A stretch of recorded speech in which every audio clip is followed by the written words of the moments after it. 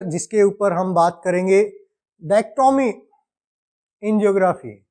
देखिए, हम population geography पे बात कर चुके हैं, उस समय पे भी ये बात आती है। हम जियोमॉर्फोलॉजी के नेचर स्कोप पे बात कर चुके हैं, क्लाइमेटोलॉजी पे बात कर चुके हैं।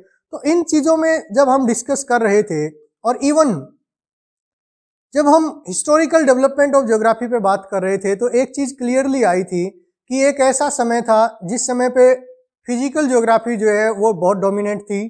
फिर फ्रेंच ज्योग्राफर्स का एक समय आया जब ह्यूमन ज्योग्राफी डोमिनेट करने लग जाती है। तो एक डिक्टोमी, एक द्वंद्व जो है इन दोनों के बीच में बना रहता है। लेकिन क्या वास्तव में ऐसा है या ऐसा है ही नहीं? अपना अपना इंटरप्रिटेशन का तरीका है। क्या फिजिकल वर्सेस ह्यूमन ज्योग्राफी है, और या ये सिक्के के सिर्फ दो पहलू हैं? इसी को लेकर ये वीडियो में जो है हम डिस्कस करेंगे।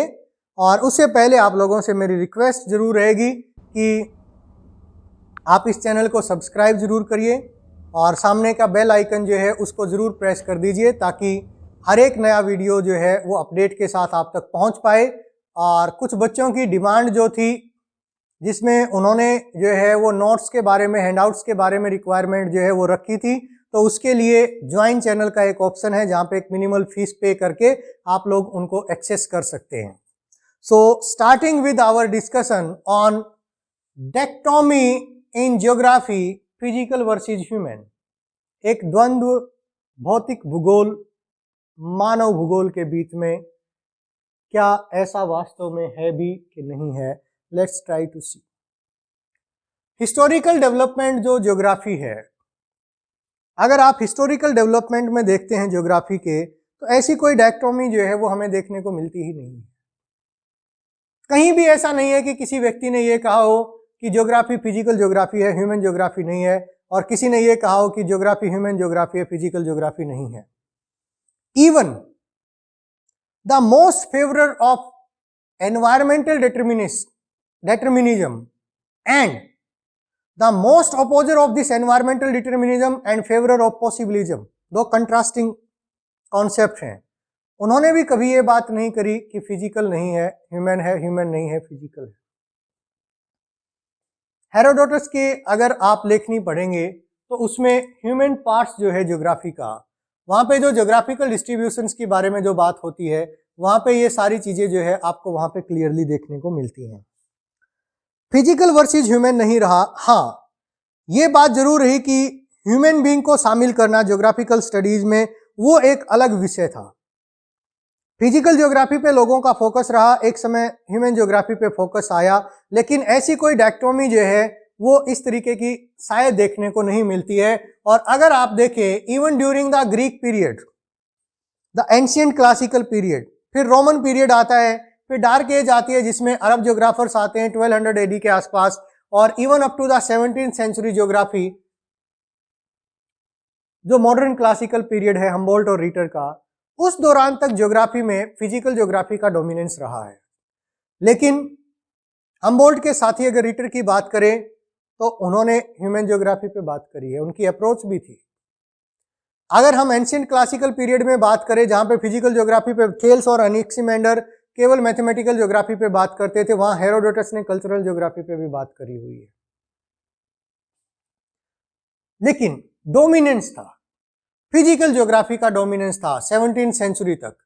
और इसीलिए सभी के सभी जो कंट्रीब्यूटर्स थे वो ये एक्सेप्ट करते थे कि ज्योग्राफी जो है वो डिस्क्रिप्शन है अर्थ सरफेस का।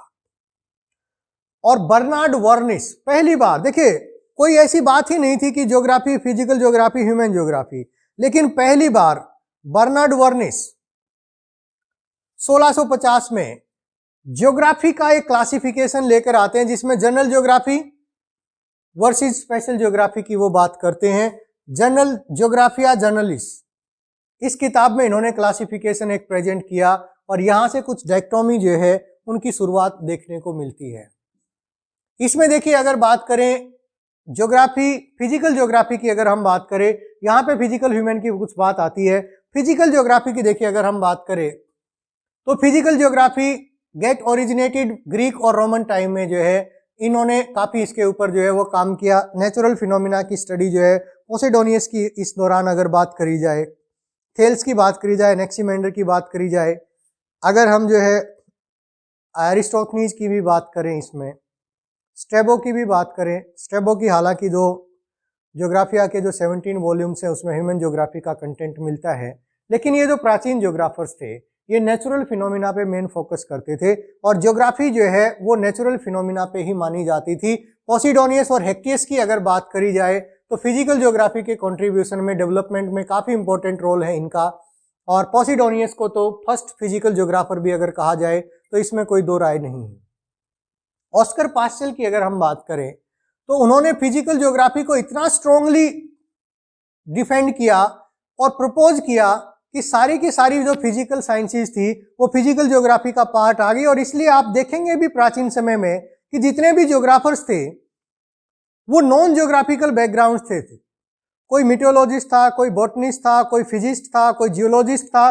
ये सारे के सारे लोग जो है वो ज्योग्राफी में आ रहे थे और फिजिकल ज्योग्राफी के बारे में ही बात कर रहे थे, क्योंकि फिजिकल ज्योग्राफी का डोमिनेंस और प्रभाव इतना अधिक था कि सभी साइंसेज के लोग जब फिजिकल साइंसेज के बारे में बात करते थे तो वो फिजिकल ज्योग्राफी का एक हिस्सा माने जाते थे।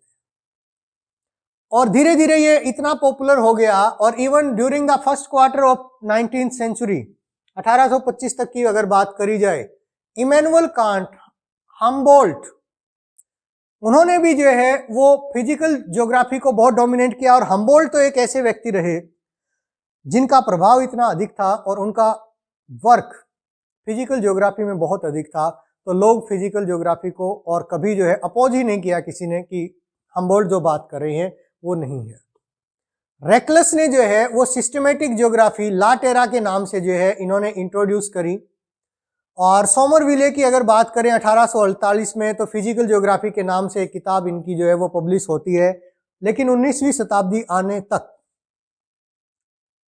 लोग फिजिकल ज्योग्राफी की तरफ ही ज्यादा झुकाव था लोगों का, फिजिकल ज्योग्राफी में ही बात कर रहे थे। लास्ट क्वार्टर की भी अगर बात करें 19th सेंचुरी की, तो उस समय पे भी लोग जो है वो फिजिकल ज्योग्राफी, फिजिकल साइंसेज और geography is the study of earth surface, phenomena of earth surface, इसी के बारे में बात कर रहे थे। जर्मन स्कॉलर अल्बर्ट पेंक की अगर बात करें तो उन्होंने जियोमॉर्फोलॉजी जो वर्ड का प्रयोग किया वो अपने आप में फिजिकल ज्योग्राफी के डोमिनेंस को दर्शाता है। उसके बाद फिजिकल ज्योग्राफी एक बहुत इंपॉर्टेंट पार्ट जो है ये बन जाता है।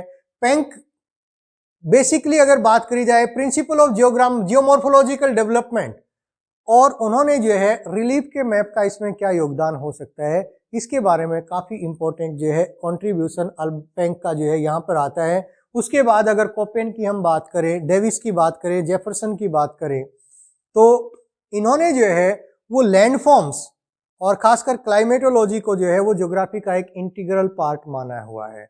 WM डेविस का साइकिल ऑफ इरोजन अपने आप में एक बहुत बड़ी उपलब्धि थी और लंबे समय तक उनका डोमिनेंस रहता है। और इसमें कोपेन की अगर बात करें, world classification of climate on the basis of vegetation, तो सभी का जो झुकाव था वो फिजिकल ज्योग्राफी की तरफ ही जो है वो यहाँ तक देखने को मिलता है।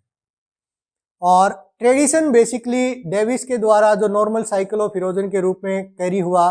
फिर अगर हम सैंपल की अगर बात करें तो उन्होंने भी एम्फेसाइज किया कि एनवायरनमेंट का रोल जो होता है वो ह्यूमन लाइफ स्टाइल को लिमिट करता है। हंटिंगटन का रोल अगर इसमें हम देखें तो उन्होंने भी जो है चेंजिंग क्लाइमेट और वेदर कंडीशंस का माइग्रेशन ऑफ सेटलमेंट पे जो है वो कंसीडर किया, प्रभाव माना। यानी लोग जो है अभी भी देखिए यहाँ पर भी अगर मैं एक चीज की बात करूं, हम डायक्टोमी की बात कर रहे हैं, तो चर्चिल ने, सैंपल ने किसकी बात करी है? उन्होंने कहा ह्यूमन लाइफस्टाइल पे एनवायरनमेंट का रोल होता है, लिमिटिंग फैक्टर है। They are talking about human geography. Huntington ने भी कहा कि माइग्रेशन ऑफ सेटलमेंट से उसमें चेंजिंग क्लाइमेट और वेदर कंडीशंस का रोल होता है। They are also talking about human settlement, but they are more emphasising the physical elements of the environment. Mackinder की बात करें, चिसोल्म की बात करें, हर्बर्टसन की बात करें, तो इन्होंने भी फिजिकल ज्योग्राफी का एक मेजर फील्ड जो है वो कंसीडर किया है। और 1877 के बाद अगर बात करें तो जियोमॉर्फोलॉजी, पहले जो जियोमॉर्फोलॉजी डोमिनेट कर रही थी वो धीरे धीरे फिजिकल ज्योग्राफी में कन्वर्ट हो जाती है। बहुत पॉपुलर होता है ये सब्जेक्ट यूनिवर्सिटीज में और 19वीं शताब्दी के 3 डेकेड्स तक पढ़ाया जाता है। सबसे ज्यादा जो एम्फेसिस है वो फिजिकल ज्योग्राफिक स्टडीज के ऊपर है, जिसमें जो प्रोफेसर्स थे वो सारे के सारे जियोलॉजिकल बैकग्राउंड से थे। हमबोल्ट की भी बात कर लें, जेम्स हटन की बात करें, सारे के सारे जियोलॉजिकल बैकग्राउंड से थे। जियोलॉजिकल बैकग्राउंड से होने के नाते फिजिकल ज्योग्राफी पे उनका एम्फेसिस जो था वो समझा जा सकता था। ह्यूमन ज्योग्राफी की अगर हम बात करें, कब शुरुआत हुई, कैसे शुरुआत होती है? साइंटिफिक और एनालिटिकल जो फ्रेमवर्क था, spatial analysis of man environment complex relationship and their regional mosaic, human geography इसके बारे में बात करती है कि आदमी और एनवायरनमेंट के बीच का जो संबंध है वो कैसा पाया जाता है। और हिस्टोरिकल ट्रेसिस अगर हम देखें तो मैंने बात भी करी थी कि हेरोडोटस और स्ट्रैबो की जो लेखनीय हैं, उनकी जो पुस्तकें हैं, उनमें ह्यूमन ज्योग्राफी के बारे में एक काफी अच्छा खासा डिस्क्रिप्शन देखने को मिलता है। ऐसी बात नहीं है कि लोग ह्यूमन ज्योग्राफी पे बात ही नहीं कर रहे थे, लेकिन उनका एम्फेसिस फिजिकल ज्योग्राफी की तरफ था। लेट 18th सेंचुरी में मार्को पोलो की, जे फॉस्टर की अगर बात करें तो उन्होंने भी ज्योग्राफी में ह्यूमन स्टडीज के बारे में काफी एम्फेसाइज किया था। जे फॉस्टर की अगर बात करी जाए तो ये फर्स्ट टाइम ही gave a suitable place of man in his classification of geography. Geographical classification में एक अच्छा earth and land, ocean and weather, atmosphere, changes on earth, living being and man, this was the contribution of J Foster, जिसमें उन्होंने विशेष तौर पे particularly आदमी के बारे में अपनी राइटिंग्स में जो है वो लेकर आए थे। कार्ल रिटर की अगर बात करी जाए, he was incline towards the inclusion of human studies in geography. वो भी मानव से संबंधित जो अध्ययन है उनके ज्योग्राफी में इंक्लूजन की तरफ जो है वो बढ़े हुए थे। और इन सबसे पहले इनके साथ ही अगर हम फ्रेडरिक रेटजेल की बात करें, जिनका एंथ्रोपो ज्योग्राफी जो है काफी फेमस ग्रंथ रहा, 1882 1891। 1882 में application of geography to the history, 1891 में geographical distribution of mankind, 2 volume publish होती हैं। एंथ्रोपो ज्योग्राफिया की, ह्यूमन ज्योग्राफी के एक फाउंडेशन को ले करती हैं। सेकेंड वॉल्यूम, उसमें उन्होंने human settlement, migration, cultural aspect, सभी पूरा का पूरा ह्यूमन फोकस था। और इसीलिए फ्रेडरिक रेटजेल को उनके कंट्रीब्यूशन के कारण फादर ऑफ ज्योग्राफी जो है, ह्यूमन ज्योग्राफी की संज्ञा भी जो है वो दी जाती है। इनको एंटाइटल किया जाता है as a father of human geography, क्योंकि इनका एक पायनियरिंग वर्क है, इनका एक कंट्रीब्यूशन है, जो कंट्रीब्यूशन आदमी को, ह्यूमन स्टडीज को ज्योग्राफी में की तरफ आकर्षित करता है। और इन्हीं से प्रेरित होकर जो फ्रेंच ज्योग्राफर्स थे, फ्रांस स्कूल ऑफ जो ज्योग्राफी था, उसके जो ज्योग्राफर्स थे, जिसमें फेब्रे की बात करें, वाइडल डी ला ब्लास की बात करें, जीन ब्रून्स की बात करें, डेमेंजिया की बात करें, ये ऐसे लोग थे जिन्होंने इस कॉन्सेप्ट को इतना पीक पर लेकर चले गए कि इन्होंने जो नेचुरल एलिमेंट था ज्योग्राफी का, उसको पूरी तरीके से दरकिनार कर दिया। और यहां से थोड़ी सी एक डायक्टोमी जो है वो देखने को मिलती है कि लोग अब केवल और केवल ह्यूमन ज्योग्राफी के बारे में बात कर रहे थे, फिजिकल ज्योग्राफी के बारे में कम बात हो रही थी, पीछे हट रहे थे। हालांकि जर्मन स्कूल में या अमेरिकन स्कूल ऑफ थॉट में जो है फिजिकल ज्योग्राफी भी पैरेलली जो है वो रन हो रही थी। और 20th सेंचुरी के फर्स्ट डेकेड में ये देखने को मिलता है।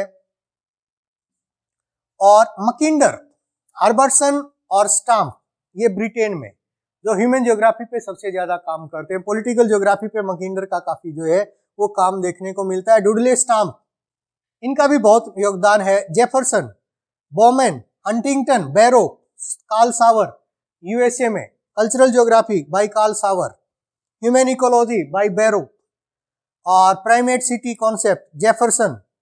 इसी तरीके से इन लोगों का जो कंट्रीब्यूशन है वो कंट्रीब्यूशन बढ़ने लगता है ह्यूमन ज्योग्राफी की तरफ। हालांकि देखिए यहाँ पे बात भी करें तो जेफरसन वही व्यक्ति हैं जो उस समय पे, उस जगह पे जो है वो फिजिकल ज्योग्राफी या फिजिकल एलिमेंट्स कैसे प्रभावित करते हैं ह्यूमन ज्योग्राफी को, उसके बारे में भी बात कर रहे थे। और इनका कंट्रीब्यूशन क्योंकि ज्यादा था, मैन सेंटर्ड ज्योग्राफी इनका मेन फोकस था, तो इसीलिए इनको ह्यूमन ज्योग्राफी में हम इंक्लूड कर रहे हैं।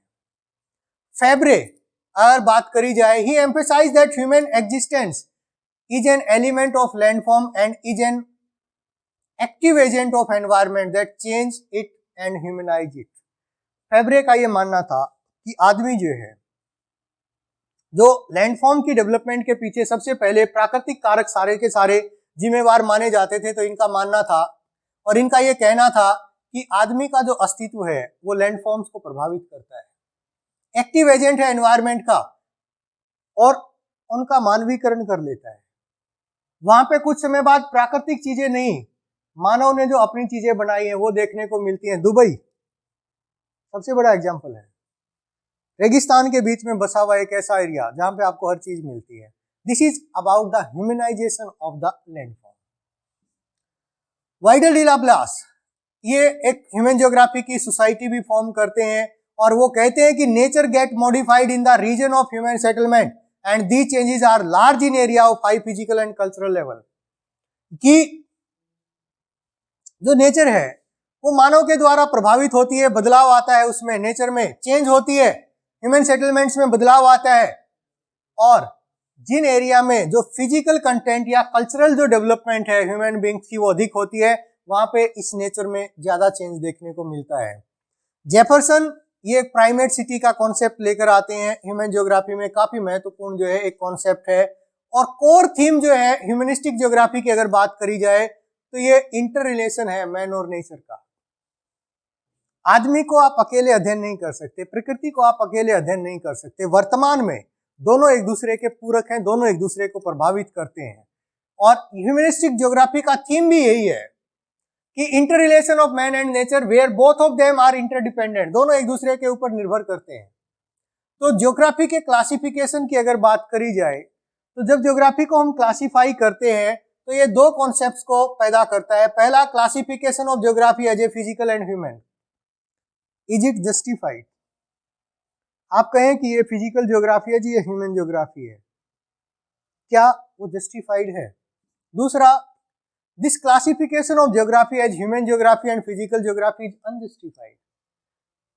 क्या आप जब पॉपुलेशन ज्योग्राफी पढ़ते हैं तो आप ये बात नहीं करते हैं कि यहाँ की जनसंख्या पे प्राकृतिक प्रभावों का क्या प्रभाव पड़ता है, प्राकृतिक जो तत्व है उनका क्या प्रभाव पड़ता है? जब आप जियोमॉर्फोलॉजी पढ़ते हैं तो अप्लाइड जियोमॉर्फोलॉजी में क्या आप जो है वो ह्यूमन इंटरफेरेंस की बात नहीं करते हैं, एंथ्रोपोजेनिक इंपैक्ट्स की बात नहीं करते हैं? हम करते हैं। तो सवाल अब सबसे बड़ा ये है कि ह्यूमन ज्योग्राफी और फिजिकल ज्योग्राफी में जो ज्योग्राफी का क्लासिफिकेशन है वो जस्टिफाइड है कि इनजस्टिफाइड है?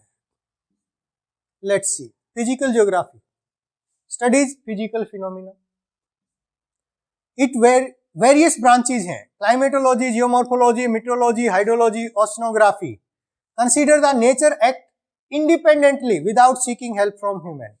आदमी से सहायता लिए बगैर प्रकृति काम करती रहती है, ऐसा फिजिकल ज्योग्राफी का मानना है। Limited to the abiotic world, इसमें बायोटिक एलिमेंट्स को इंक्लूड नहीं किया जाता, एबायोटिक एलिमेंट्स को ज्यादा अध्ययन किया जाता है। Human geography include the studies of occupation, modification of environment by man, effect of land, water, soil, flora, fauna over man। इन सभी चीजों का मानव के ऊपर क्या प्रभाव है, ह्यूमन ज्योग्राफी उसके बारे में बात करती है। Man can modify the nature to a certain extent but still can not man remain untouch from the natural environment. ये ह्यूमन ज्योग्राफी का कोर है।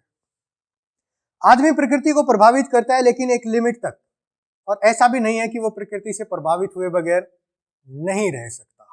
This is the core of the human geography. It studies the economic, political, social aspects of human societies. और geography को देखिए as a whole अगर हम consider करके चले तो हम कहते हैं कि the complete independence of physical and human geography it is not possible.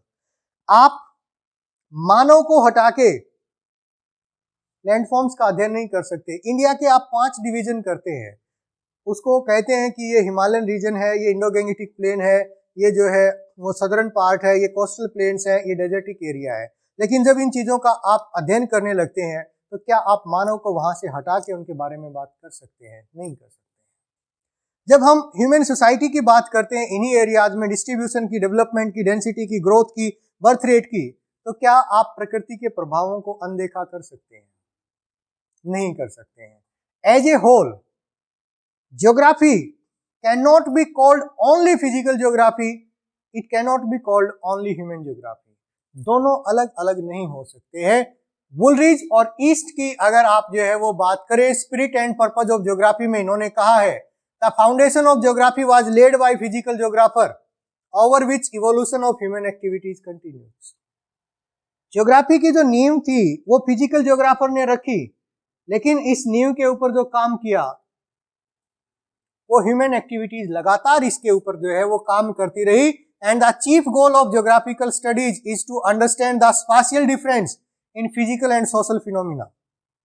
Spatial difference हमारा मेन है, चाहे फिजिकल की बात करें, चाहे सोशल की बात करें, ह्यूमन की बात करें, as well as the development of facts resulting from their interaction.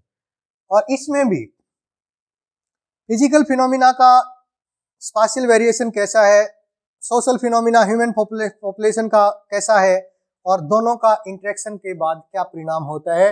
This is the chief goal of geography and in a conclusion we can say that the dichotomy between physical and human geography it is completely artificial and illogical. आप नहीं कह सकते कि physical geography और human geography दो अलग अलग बात हैं। सिक्का एक ही है, सिक्का ज्योग्राफी है, उसका एक पहलू ह्यूमन ज्योग्राफी है, दूसरा पहलू फिजिकल ज्योग्राफी है। दोनों को एक दूसरे से अलग नहीं किया जा सकता है। एज ए होल हम यही कह सकते हैं, और अगर आप अलग करने का प्रयास कर रहे हैं तो it is completely illogical. It is caused by the historical development of the subject. क्यों आया, ऐसा हुआ क्यों? क्योंकि हिस्टोरिकल डेवलपमेंट में ऐसा देखने को मिला कि एक बार फिजिकल के फोकस था, एक बार ह्यूमन ज्योग्राफी पे जो है वो फोकस था।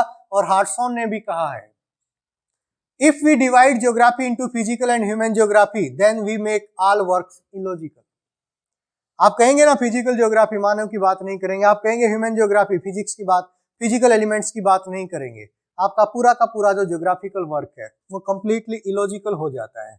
And we actually studies the impact of physical setting on man and man's activity on land और एनवायरमेंट।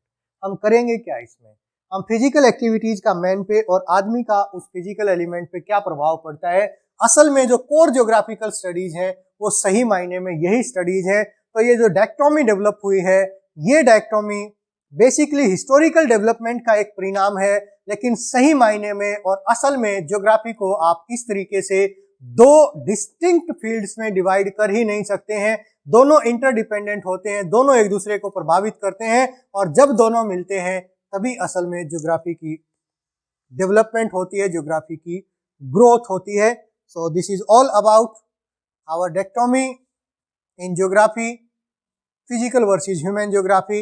आपको अगर ये वीडियो अच्छा लगता है तो मैं आपसे रिक्वेस्ट जरूर करूंगा, आप अपने सोशल मीडिया प्लेटफॉर्म पे इसको शेयर जरूर करें, चैनल को सब्सक्राइब कर दीजिए, लाइक कर दीजिए, और ऐसे ही वीडियोस के लिए हमारे साथ कंटिन्यूअसली जुड़े रहिए। Thank you very much.